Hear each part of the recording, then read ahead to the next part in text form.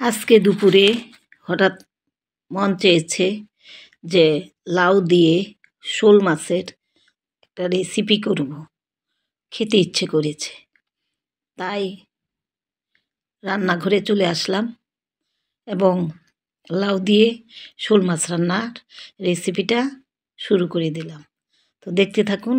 আমার শোল মাছ দিয়ে আর লাউ দিয়ে আমি একটা সুন্দর করে একটা ঝোল তরকারি রান্না করব। তো প্রথমে আমি কড়াইটার মধ্যে তেল দিয়ে দিলাম। আর একটা কথা আপনাদের না বললেই না, কড়াই কিন্তু সবসময় সাদা থাকে না, কালো হয়ে যায়। কিন্তু কালো হলেও কিন্তু জিনিসটা পরিষ্কার, তো দেখতে খারাপ দেখা যায়। যেহেতু আমি সাধারণ রান্না করছি, সেহেতু আমি আমার ঘরোয়াভাবে আমি যেটা ইউজ করি আমি সেটাই ব্যবহার করেছি। তো প্রথমে আমি শোল মাছটা একটু ভুনে নিব, হালকা, একেবারে হালকা, মানে কাঁচা কাঁচা থাকবে, খুব বেশি ভেজে নিব না, হালকা করে একটু একটু ভেজে নিব, মানে একটু কষিয়ে নিব। তো দেখতে থাকুন আমি কিভাবে রান্না করি। বিসমিল্লাহির রহমানির রহিম। আসসালামু আলাইকুম। সবুজের ছোঁয়া থেকে সবাইকে স্বাগত জানাচ্ছি। আপনারা কেমন আছেন? আশা করি ভালো আছেন। আমি আল্লাহর রহমতে ভালো আছি। মাঝে মাঝে রান্না করে একটু, যখন নিজের ইচ্ছার কিছু রান্না করতে ইচ্ছে করে, খেতে ইচ্ছে করে, তখনই আমি রান্না করে আসি। বেশিরভাগ সময় ছেলের বউ রান্না করে, আর আমি তো সময় পাই না খুব বেশি একটা, ছাদে কাজ করি, স্কুল করি। তো মাঝে মাঝে রান্না করি আর কি, যখন ছুটি পাই তখন রান্না করি। তো মাছটা কিন্তু ভেজে নিয়েছি। এখন আরেকটা কড়াই বসিয়ে দিয়েছি তেল দিয়ে। আর আমি সবসময় কিন্তু তেলের মধ্যে একটু জিরার ফোড়ন দিই, তাহলে সব কিছুর তরকারি কিন্তু একটু টেস্ট লাগে। তো লাউয়ের রেসিপিটা যখন আমি তৈরি করছি, সেই মশলাটা আমি কিভাবে মানে করেছি সেটা আপনাদের সাথে বলবো। আদা, একটু রসুন, তারপরে পেঁয়াজ আর কাঁচামরিচ একসাথে আমি বেটে নিয়েছি। তো এই যে এখানে কাঁচামরিচ, রসুন, আদা, পেঁয়াজ আর অল্প একটু জিরা একসাথে বেটে আমি নিয়েছি। এখন এটা আমি আগে পেঁয়াজ আর কাঁচামরিচ দিব, হ্যাঁ, তারপর ওইটা দিব, মশলাটা দিব। তো এই মশলাটা দিয়ে এই লাউ তরকারিটা শোল মাছ দিয়ে রান্না করলে দারুণ খেতে ভালো লাগে। আর শুকনা মরিচের গুঁড়া আমি খুবই কম দেই, এখানে কাঁচামরিচটাই বেশি ইউজ করি, যাতে রান্নাটা সবুজ সবুজ থাকে, লাউটা সবুজ সবুজ থাকে। তো এখন আমি মশলাটা দিয়ে দিব, দিয়ে একটু ভেজে নেব কিছুক্ষণ। তো শোল মাছ দিয়ে লাউ, এটা আমাদের সবারই পছন্দের একটা খাবার। বিশেষ করে আমি খুবই পছন্দ করি। আর শীতকালে তারপর যদি দেই ধনিয়া পাতা, তাহলে তো অপূর্ব একটা মানে স্বাদ হয়। শোল মাছ দিয়ে কিন্তু অনেক রেসিপি করা যায়।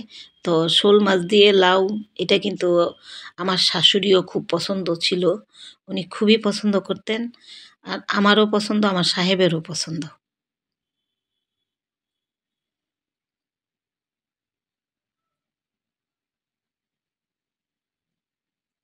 এখন একটু পরিমাণ মতো লবণ দিয়ে দেবো, আর অল্প একটু হলুদ দিয়েছি, অল্প একটু শুকনা মরিচ দিয়েছি।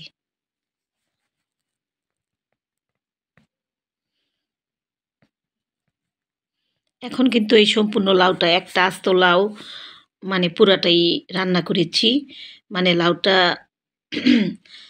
এত ভালো ছিল, জানি না সিদ্ধ কি হবে কিনা, আমার তো মনে হচ্ছে সম্পূর্ণটা মানে গলে যাবে এরকম।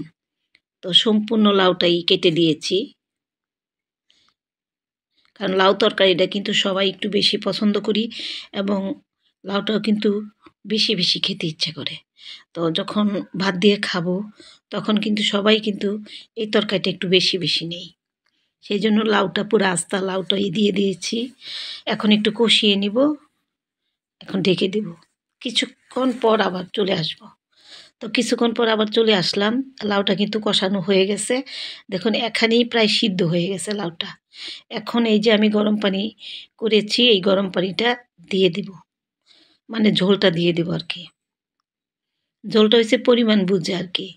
তো আমি একটু ঝোল ঝোল করব, যেহেতু আমি এটা লাউ দিয়ে শোল মাছ ঝোল করব, সেই জন্য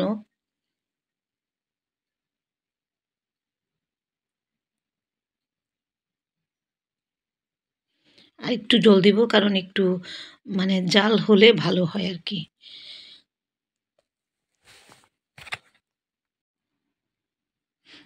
এখন একটু ঢেকে দিব, কিছুক্ষণ পর আবার তুলে নিব। এখন আমি এই যে শোল মাছটা অলরেডি ৩টা দিয়ে ফেলেছি, আর বাকি এই যে বাকিগুলো দিয়ে দিব, কারণ লাউটা গলে গেছে। আর এই চুলাটা একটু কম জ্বলে আর ওই চুলাটা একটু বেশি জ্বলে, তাই ভাবলাম যে পানিটা তাড়াতাড়ি শুকানো দরকার। লাউ একেবারেই গলে গেছে।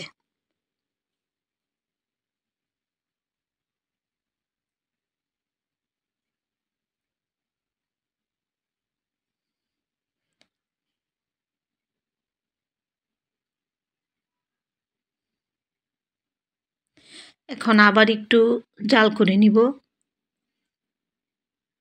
এই যে দেখুন, আর লাউটা এত সুন্দর সিদ্ধ হয়েছে, গলে গেছে প্রায়।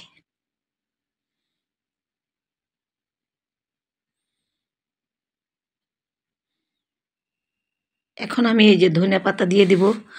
ধনেপাতা দিয়ে দিলেই কিন্তু আমার লাউ দিয়ে শোল মাছের তরকারিটা রান্না হয়ে গেল। তো কারা কারা এইভাবে রান্না করে খান, কাদের পছন্দ, অবশ্যই আপনারা এইভাবে করে খাবেন। অনেক ভালো স্বাদের রান্না হয়, খুবই মজাদার। তো আমি চুলাটা এখন নিভিয়ে দিলাম। তো হয়ে গেল আমার শোল মাছ দিয়ে লাউ তরকারি রেসিপি। তো আজকে এই পর্যন্তই। সবাই ভালো থাকবেন। আল্লাহ হাফেজ।